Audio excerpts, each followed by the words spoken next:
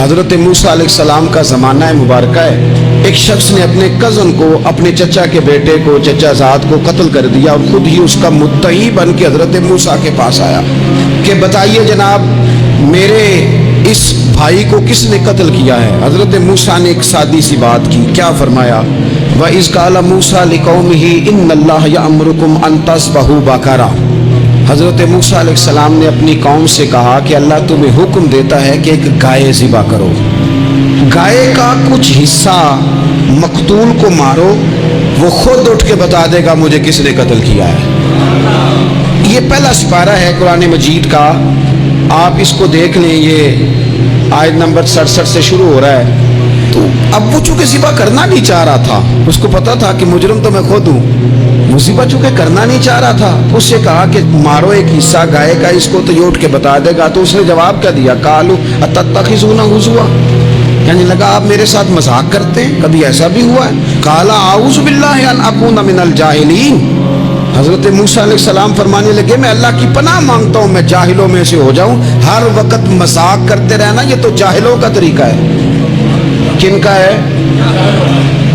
حضرت موسیٰ نے کہا ہے، قرآن پاک ہے، ہر وقت مذاق کرتے رہنا۔ خوش طبعی اور چیز ہے، مسکراتے رہنا، لیکن کسی کا مذاق ہر وقت اڑاتے رہنا کن کا طریقہ ہے؟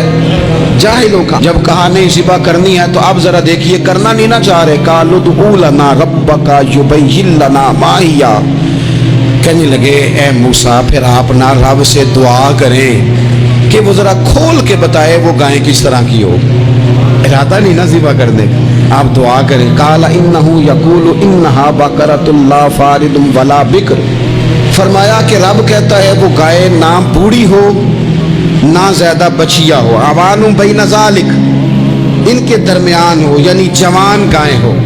فافعلوا ما تؤمرون، کرو جس کا تمہیں حکم دیا جا رہا ہے۔ قالوا ادع لنا ربک یبین لنا ما لونھا، لو اگلی بات سن لو، کہنے لگے آپ دعا کریں رب سے کہ وہ کھول کے بتائے اس کا رنگ کس طرح کا ہو، رنگ بتائیں کس طرح کا ہو۔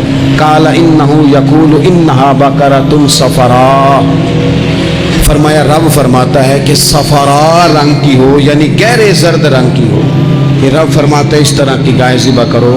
فاقع لونھا تسر الناظرین، اور جب کوئی اسے دیکھے تو اسے اچھا بھی لگے، آنکھوں کو اچھی لگے وہ گائے، اس طرح کی گائیں ذبح کرو۔ لو اتنی باتیں بتا دی۔ قالوا ادع لنا ربک یبین لنا ما ہی، کہنے لگے نہیں آپ پھر دعا کریں اللہ ذرا کھول کے بتائے گائیں کس طرح کی ہو۔ ان البقرہ تشابہ علینا، ہمیں ذرا گائیں پر شبہ پڑ گیا ہے کس طرح کی ذبح کرنی چاہیے۔ وَإِنَّا انشاءاللہ لمہتدون، اگر اللہ نے چاہا تو ضرور ہم ہدایت پا جائیں گے۔ پھر اللہ تعالیٰ نے فرمایا کہ قال انہ یقول انہا بقرۃ لا ذلول تثیر الارض، گائیں اس طرح کی ہو کہ وہ کبھی کھیتی میں نہ چلائی گئی ہو، یعنی اس کو کبھی کام نہ اس سے لیا گیا ہو۔ بیل کو لوگ لگاتے تھے نا، جو کام آج ٹریکٹر سے لیا جاتا ہے وہ گائے بیل سے لیا جاتا تھا، تو وہ کھیتی باڑی کے کام نہ اس کو لگایا گیا ہو۔ ولا تسقی الحرث، اور نہ اس سے پانی نکالا گیا ہو، نہ کھیت چلانے ہل چلانے میں لگائی گئی ہو، اور وہ جو کنواں ہوتا تھا جس کے گرد گائیں گھومتی تھی، تو کہا وہ بھی کام اس نے نہ کیا ہو گائے نے۔ مسلمۃ لا شیۃ فیہا، وہ ہر عیب سے پاک ہونی چاہیے۔ قالوا الآن جئت بالحق، اب کہنے لگے اب آپ صحیح بات لے کے آئے، اب سوال ختم ہو گئے نا، کہنے لگے اب آپ بات فذبحوہا، انہوں نے ذبح کر دی۔ وما کادوا یفعلون، پر ایسا کرتے نظر آتے، لگتا نہیں تھا کریں گے ذبح پر ذبح۔ اچھا یہ گائیں پھر ملی کیسے؟ امام خازن کہتے ہیں کہ ایک نیک آدمی تھا، تو اس کا آخری وقت آ گیا، تو اس کے پاس جو کل جمع پونجی تھی وہ ایک بچیا تھی، گائیں کی بچی، بچیا ویڑی، اس کے پاس وہ ایک بچیا تھی صرف۔ تو اس نے اس طرح کیا کہ اس کی گردن پر ایک مہر لگائی، اللہ کے نام پر بطور امانت اس نے اس کو جنگل میں چھوڑا، کہا یا اللہ میرا بیٹا ایک ہی ہے وہ بھی چھوٹا ہے، اس کی حفاظت کرنا اور میرے بیٹے کو پہنچا دینا۔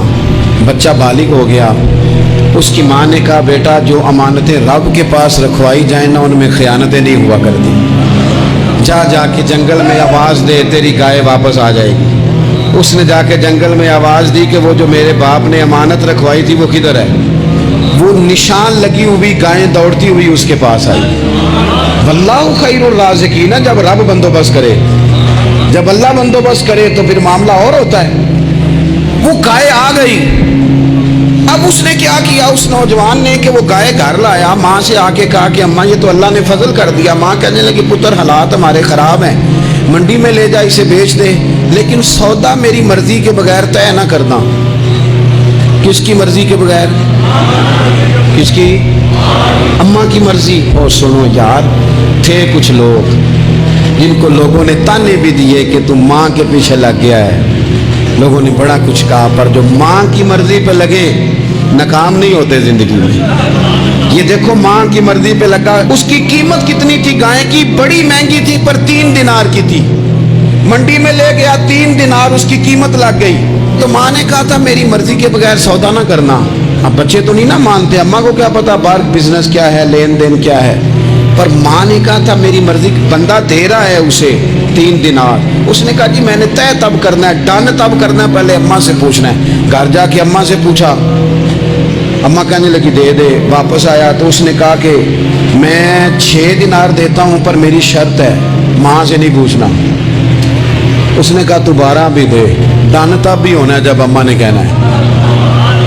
وہ جب اس طرح کی اس نے گفتگو کی، واپس اپنی والدہ کے پاس گئے، کہنے لگے اماں سمجھ نہیں آتی، 3 دینار کی گائیں بندہ 12 میں خریدنے کو تیار ہے، شرط لگاتا ہے کہ اماں سے نہیں پوچھنا. تو والدہ کہنے لگی پتر پہلے اس سے جا کے پوچھ کیا وہ ہے کون. یہ کوئی روحانی معاملہ ہے، کوئی غیبی مدد ہے، پوچھ. اس سے جا کے پوچھا تو وہ کہنے لگا میں تو فرشتہ ہوں اللہ کا،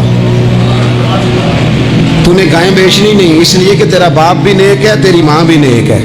رب تیرے رزق میں برکت پیدا فرمانا چاہتا ہے. ماں باپ نیک ہونا، رزق میں برکت ہو جاتی ہے. ماں باپ نیک ہوں، ان کی صالحیت کا اثر پہنچتا ہے بچوں تک.